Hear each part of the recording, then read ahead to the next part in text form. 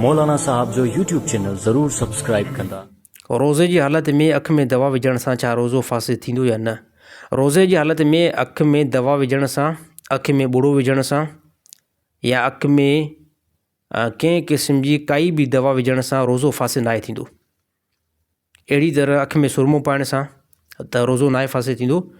बहरहाल का बि दवा, को बि बुड़ो, कंहिं क़िस्म जो बि सुरमो अख में लॻाइण सां रोज़े जी हालत में त रोज़ो जेको आहे फासिद न थींदो।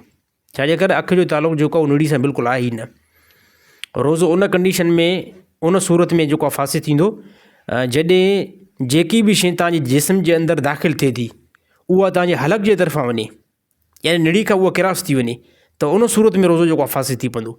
बाक़ी अख में दवा विझण सां, अख में बुड़ा विझण सां, सुरमो पाइण सां रोज़ो जेको आहे मुतासिर न थींदो आहे, फासिद न थींदो आहे।